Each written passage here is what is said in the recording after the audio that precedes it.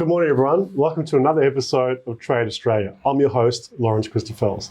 Today's episode's all around how to get the most out of 2021 and prepare your business for success as an importer and exporter. Joining me today in studio is Rod Berryman from Fifo Capital. Hi, Rod. How are you? Lawrence, I'm well, thank you. Rod, look, 2020 was a whole roller coaster for so many companies. What have you seen for importers and exporters last year? What have they learned? And what's changed for their finance needs in 2020? Since 2020, I should say. In terms of the changing finance needs, one of the things we've seen both from an import and export side of things is a greater reliance on things like working capital solutions, whether that be supply chain finance or a trade product in some way. But we've, with what went on during 2021, particularly if you look at the start of the year with the closure of China. Yeah. That created a significant trade crunch, which then ultimately led to a liquidity crunch because there were buyers cancelling orders, asking for deferral of terms, and I think the whole thing sort of culminated in the idea that people realised that they actually need a secondary supply chain or a secondary source of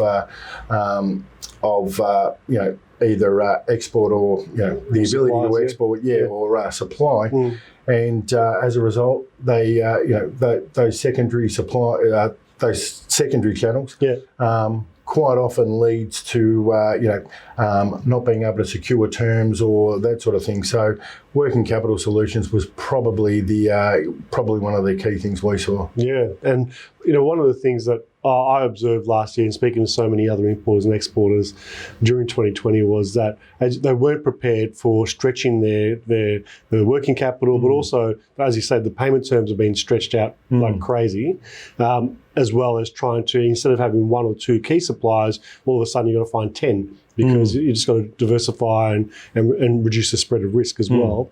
What are the things that the disruptions have caused all these problems? What are the things that typically, if you go to the traditional big four that most Australian SMEs are used to, what have you found? Have they sort of created a more of awareness now that there are alternatives to that and there's a whole range of other products that they can bolt on over and above?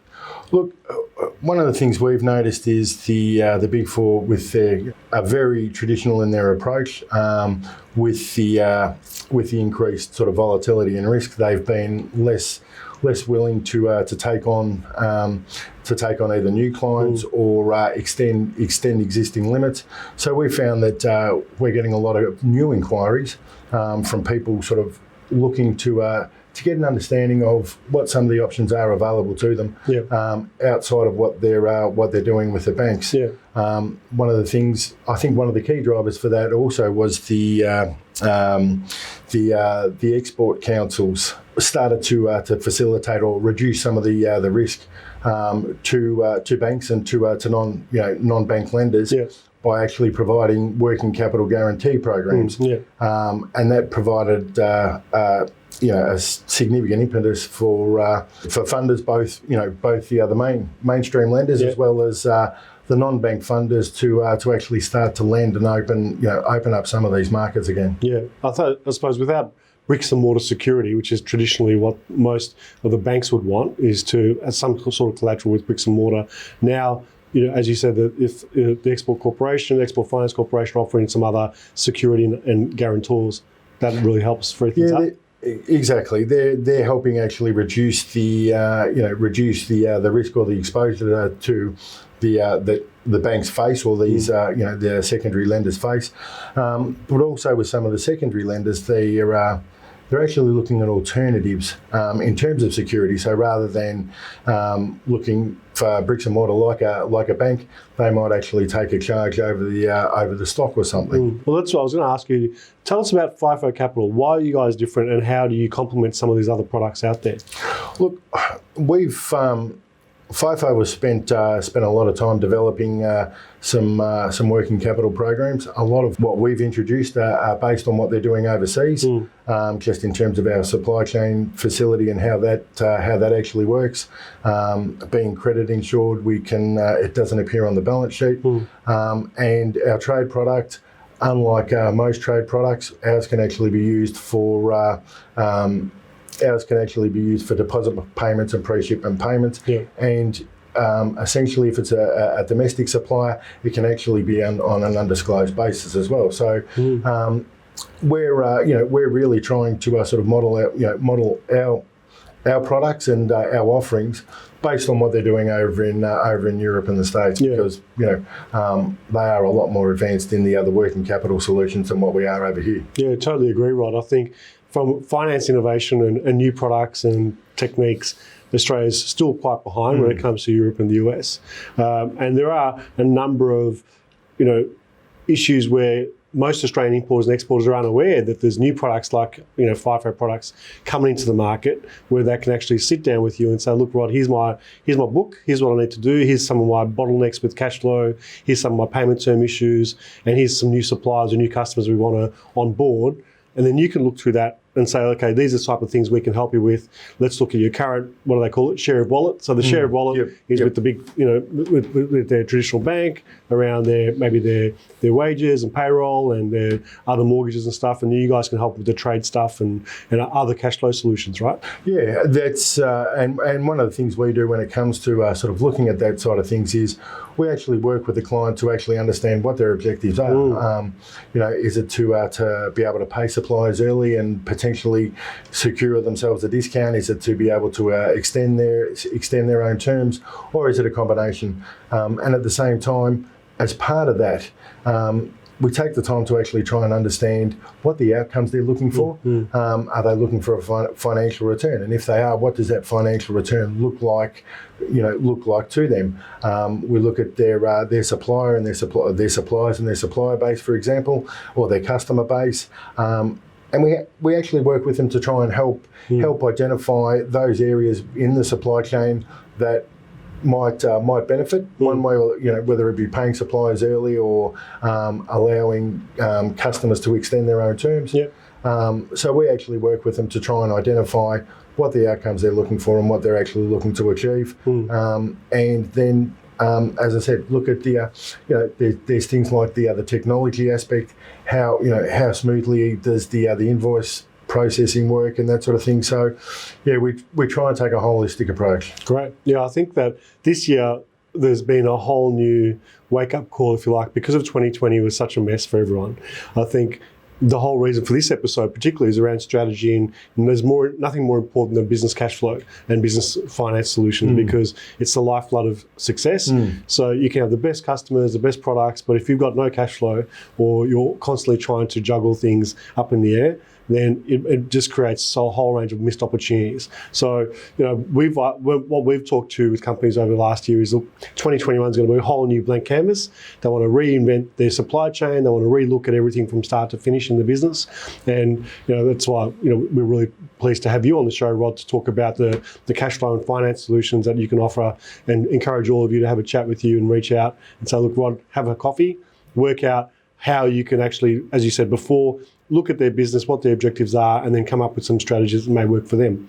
What are the tips and advice, Rod, that you'd like to give the importers and exporters out there, and even some supply chain partners who, you could be a forwarder or a transport company who've got new assets they want to buy, they want to do some new things with their business and grow their customer base. So you're not just helping importers and exporters, you can help the service providers as well. Yeah, look, exactly. In terms of tips, one of the things I suggest is to actually sort of do a little bit of research and ask some questions. And particularly understand the product, because whilst a lot of products will fall under the umbrella of a particular type of product, such as supply chain, there's a lot of variations and there's a lot of subtleties that come with that.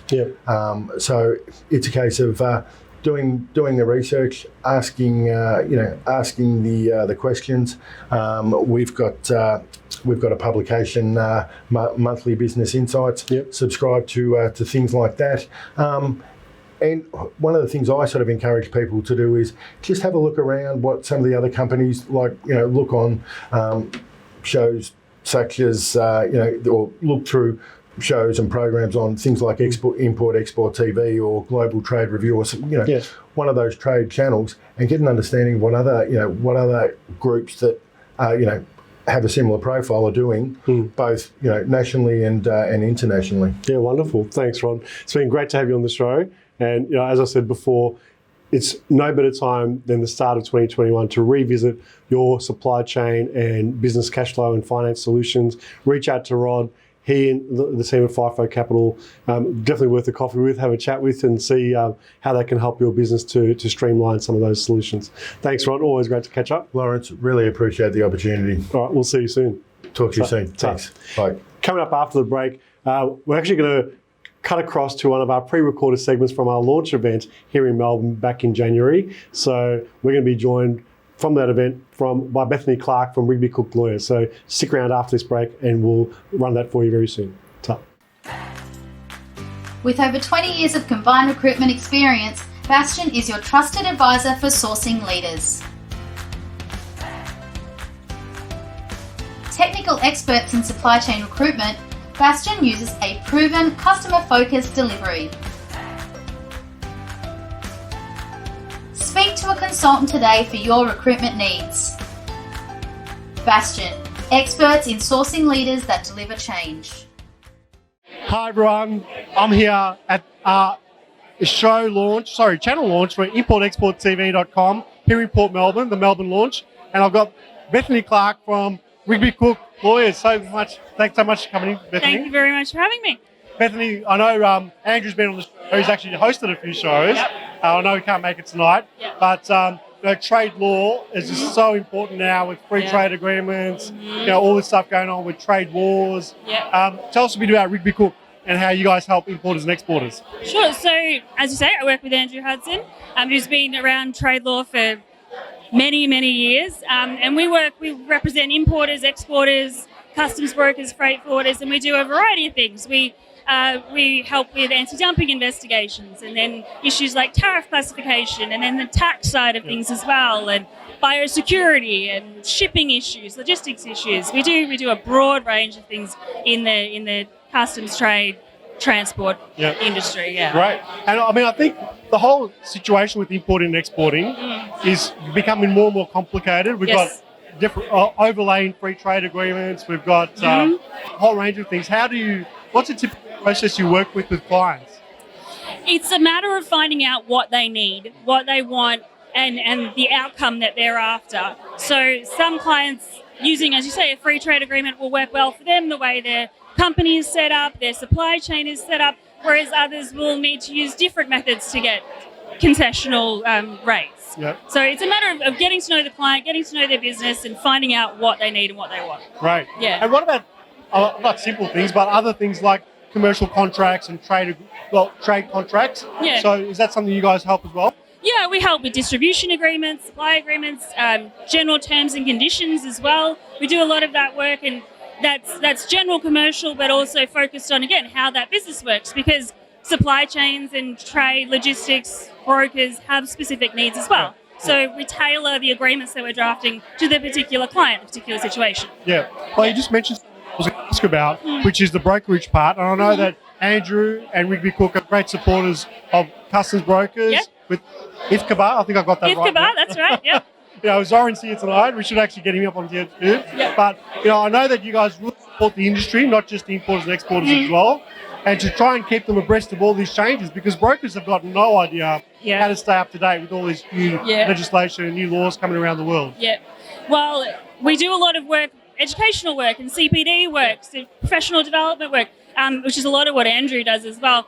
So we keep across the changes and the legislative changes and just issues that are coming up, and then we run sessions, we run seminars and publish a lot, publish articles and just information sheets, things like that, which helps the brokers get even just the starting point, and then if they find something particularly interesting or particularly relevant, they can look into it, or they can contact us and we'll give them more information, or we can direct them to a source where they can get the answers they need. Fantastic, great. And you guys are Australia-wide, you cover right across the country, right? Yeah, so Rigby Cooke's based in Melbourne, but we have clients across the country and across the world. We have clients in Thailand, China, Vietnam, America, the UK, everywhere. Yeah. Yeah. And can I ask, Bethany, with COVID and the restrictions in place and everyone's supply chain disrupted, Yeah. have you noticed an influx of more inquiries and more help that's needed?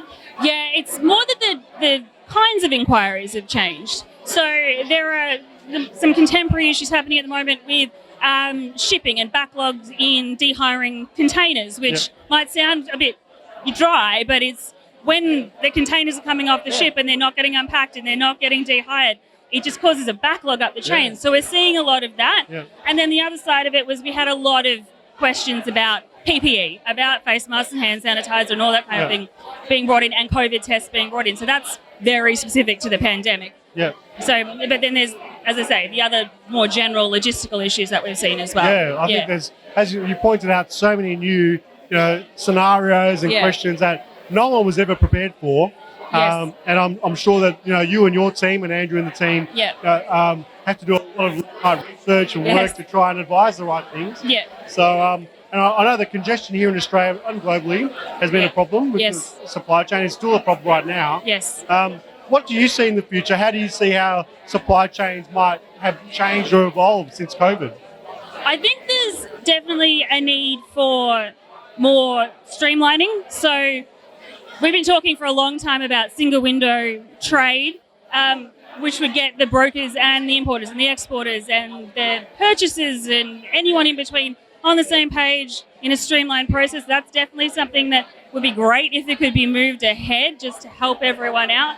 But then there's also, I think, personally, a communication issue. So it's not a matter of, the forwarder isn't working against the shipping line. They're all working together in the supply chain. So maybe just a change in the attitude on that side of things as well. Yeah. Yeah. No, I think that, there's so many specialists now who have emerged through COVID. Mm-hmm. I think supply chain has become really important. Yeah. So before it was sort of out of sight, out of mind, whereas now with COVID, even consumers know what supply chain means, which is a big change and a great thing. Yeah. But importantly, Rigby Cooke and trade law and commercial law has become so critically important because all it takes is, some incorrect documentation or the wrong advice to set up a contract. That's right. And you could really find yourself in some serious trouble. That's absolutely right. And we do see that. We see that quite a lot, which is we always encourage people, come to us before there's a problem. Come to us early. Yeah. When you're thinking of exporting to another country or thinking of changing your supplier, come to us early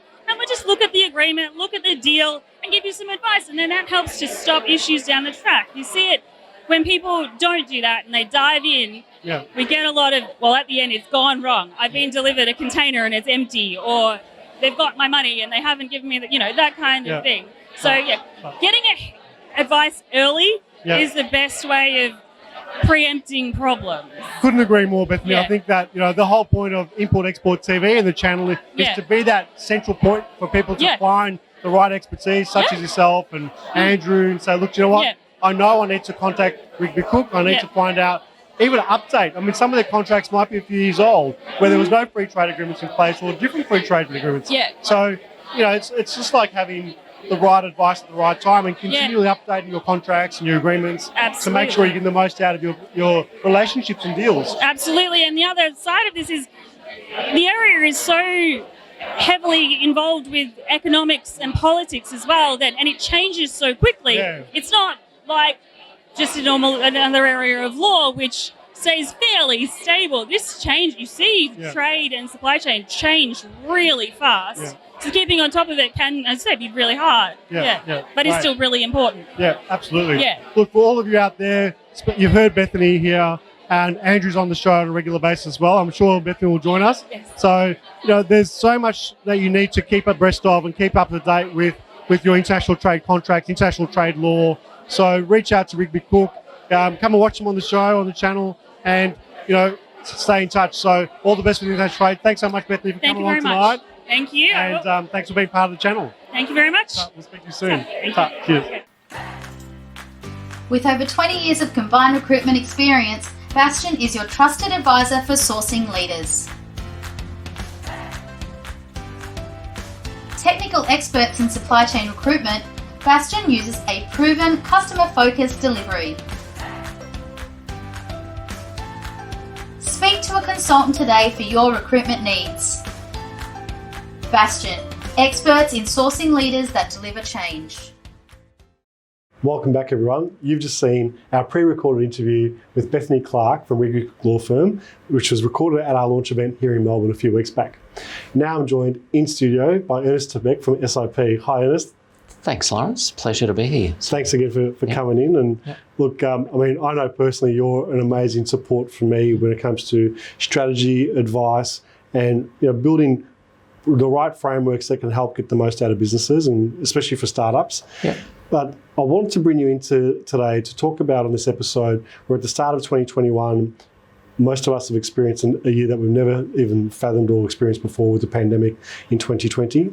Yeah. So I thought it'd be great to have you back on the show and give you your tips and advice about what companies should be doing and how they can rethink their strategy, or what tips and advice you can give them to make the most out of 2021. Yeah, happy to do that, Lawrence.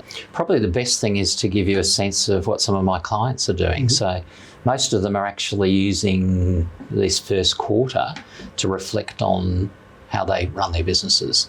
So what they're doing is they're actually looking at their business models, and they're trying to determine how they can refine them and maybe improve the value that they're giving back to their customers.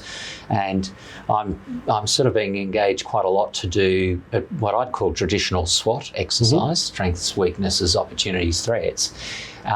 But clearly focused on trying to help them distill their value proposition, trying to identify opportunities for them to improve the response to the needs of their customers, and for them to clearly focus on obviously survival and cash, which is an important element in today's environment. So 2020 was pretty horrific for a lot of businesses, and if you read the latest press, you'll actually notice that there's even more fear out there at the moment, purely because the government's slowly unwinding all the support packages that are out there for businesses. And I think the biggest issue for any business is complacency. Yeah. So what you need to be doing is actually just focusing in on closer relationships with your customers. I know that some of them are now digital more than the mainstream face-to-face, although we're having a bit of stop-start in Victoria on that. So I think it's really important that they actually do break out the fabric and look for opportunities to improve that relationship they have with their customers, and look for what needs they might be missing. Yeah. So there could be a lot of opportunities there that they haven't actually focused on previously. Yeah. I think the opportunities that have emerged out of COVID in 2020 have represented, I know from my perspective, being able to be digital has been a big plus. Have you seen some patterns that have come out of the clients that you're working with technology and so forth? Yeah, look, technology is always there as an enabler, but certainly last year was a rapid escalation of people having to adopt video technology like this in reality. And it's that engagement that's essential, and probably the most impacted that I've noticed is organisations that would traditionally have done some form of training, where they were used to doing that face-to-face with their customers, and now they've had to switch across to a digital channel. So challenging, but rewarding in that what they're able to do is capture the knowledge and the intellectual property that they've gathered over the years and start to actually repurpose it as well. There's lots of new opportunities, and I think if you're not reflecting on the strengths and weaknesses about looking at what you're doing now, but the opportunities and threats are more about thinking about, well, if I reconfigure my pricing, if I slightly change what I deliver to my customers, maybe I could create a completely different business. Yeah, wow. So, it's a great way to think about things. The other thing I want to ask you, Ernest, is that I love the work that you do with teams, especially with any size organisation, but it seems to me, even speaking to people on the show and throughout other business, there's so many other strengths and skills that people may not have realised that they had before. Yeah. So to revisit that skill assessment or team assessment, is that something you'd recommend? Yeah, well, look, the majority of all my customers use strengths-based leadership out of the Gallup out of the US, and I use it as a mechanism for people to get to know each other. So am I good at strategy? Yes. Are you good at executing or doing activities? Yes. And are others better at relationship building or the fabric of doing and delivering projects on time and on budget type thing.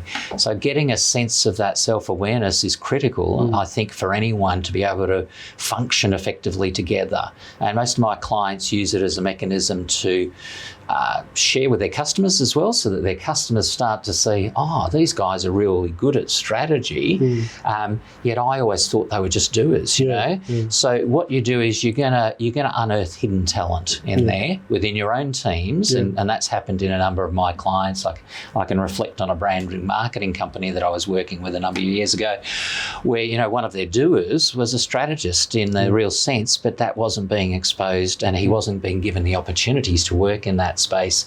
And through the enlightenment of strengths or doing those assessments, it's a really valuable contribution to the business. One, because you want to be leveraging off everybody's talents, natural talents, experience, but you also want to see what gaps you might have there, which might explain why you're not getting the level of engagement from your customers at times as well. So very important element. As you know, Lawrence, I blend the strengths into all the strategy work that I do because I see it as a critical element, even though some of my customers don't like the word coaching per se. It's just a natural component of improving the individual's opportunities to be able to leverage whatever it is that their customers need. No, it makes a lot of sense, and as you said, I've experienced that firsthand, and I can't speak highly enough of it.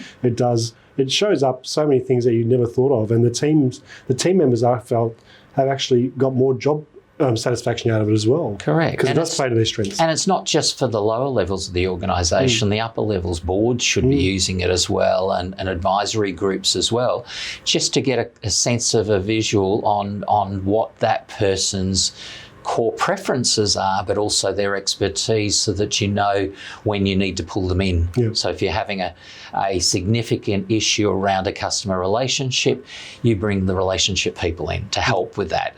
And maybe not for the meeting, but for the planning for the meeting, so that you've got, you know, you're prepared. So it's all about preparation, really. I wanted to ask about preparation, Ernest, because now, I mean, people are in Melbourne here, they're still 50% back at work in the CBD. There's still a very disjointed workforce, and it's probably going to look like that for most of this year in some form or fashion. Does that represent, I'm assuming it represents a significant challenge for leadership to keep the morale going, but also it sounds to me that strategy is more important than ever, so everyone's on the same track.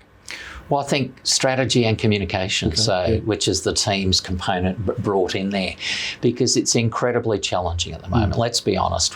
In Victoria is a good example. Employers have come on, they've brought 50% of their workforce. They were almost going to clink into 75%, and then they're withdrawn because we've had a few COVID cases emerge. So, and that's making the communication with their staff disjointed. The messaging's we're on, we're off. There are people that are still uncomfortable, and I would call caution is the order of the day, and therefore we need to be respectful of that as well. So it is a challenging dynamic for anyone managing a business. So you've got to lead by strategy. You've got to understand what strengths you've got so that you can leverage into your customers' needs and keep that business motivated, but also keep their cash flow going so that it actually generates and grows. And the people element is just going to be a tricky one in 2021 for most employers, large and small. You can plan, but I think there'll be considerable disruption in the behaviour of human beings as a result of this nervous tension that we all have of, is it safe to be out there? Can I ask, just before we wrap up the episode, I mean, to me, it seems like all the previous strategies up until last year are pretty much all out the window now. It's almost a blank canvas. What are the tips and advice you'd give to companies, SMEs and larger ones, but obviously without giving away your own IP around what you do, but what are the simple tips and advice what companies should be doing? Well, I don't think you throw everything out. So I wouldn't recommend you do that. But what you have to do is critically reassess everything. And what you're looking for is the fabric of underlying opportunities that you could leverage into. A little bit like what happened in COVID. If you were at the beginning of the COVID pandemic, if you were in the mask manufacturing and the sanitizer space, business was booming. In fact, you couldn't keep up with the demand. So that's what you're looking for. You're looking for the next thing that might emerge. You've got to be listening to your customers. Their needs are changing. And if there's an opportunity there to leverage into a slightly different product and service that you can provide, do that. Technology is an enabler. It isn't the answer to everything, though, but you need a combination of the two. In fact, certainly in the last 3 months, I've had a resurgence in my customer base of the need for physical contact because I operate independently, and they are looking for quality personal time with me to challenge their assumptions of their business models, or to challenge the assumptions of what marketers might be pushing out there to say, you need to do all these marketing activities, you need to engage with this technology. So there's a lot more experimentation today required, and there's no perfect model out there. It sounds like there might be like a plan A, plan B type strategy where if we are, let's say, back at work or remote working, are you finding that you're coming up with multiple strategies for different scenarios? I think the key is the ability to adapt. Right now, the key is to the ability to adapt. We don't know what's ahead. We don't know what's ahead. We have to engage with all forms of communication that we can, and we have to be flexible to understand that the market needs might change, and they change quite dramatically now and much faster. Therefore, we have to have an adaptable workforce so that we are comfortable in understanding that we can't always drag the people in physically. At times we have to do the remote stuff as well. Equally on strategy, we have to be a bit more flexible. Plan A, plan B, yes, you need a plan B. You always do need a plan B. But in the current environment, it might be A, B, C, D. So, and I encourage my clients in particular when they're doing, if they get down to granular fiscal planning and forecasting, it's scenarios, you know. What's the scenario like if this activity happened in this? And I'm always saying particularly to my startup customers, I'm saying to them, what's the minimum amount of funds you'd need to get the thing and activity going? And the same thinking, this frugal-natured thinking, needs to emerge in large business as well as small. So we all need to be ready to grab an opportunity and to leap forward and maybe reinvest at times. But other times we need to be able to sit back and reflect and just say, wow, what benefit are we going to get from that investment that we're throwing in there? Or do we need to sit back and relook at our model and say, hey, that's not working, we need to fine-tune it. So there's a lot of fine-tuning I see in the next decade. Wow, okay, great. It's always great to have you on the show, Ernest, and thank you so much for sharing your expertise. A pleasure. Thanks, Lawrence, and I'm looking forward to listening to more segments on the show. So great. Keep up the momentum. Thanks, Ernest. Well, you just heard some great tips and advice from Ernest Stabek from SIP. You know, this whole challenging year that we've had in 2020 has, as I said, people have been complacent. Now it's time for us to really leverage the best expertise out there, like Ernest, to help us all structure and adapt to the new norm, whatever they want to call it.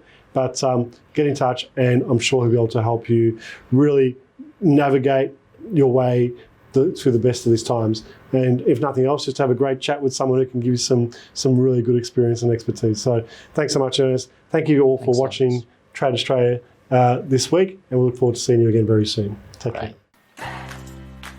With over 20 years of combined recruitment experience, Bastion is your trusted advisor for sourcing leaders. Technical experts in supply chain recruitment, Bastion uses a proven, customer-focused delivery.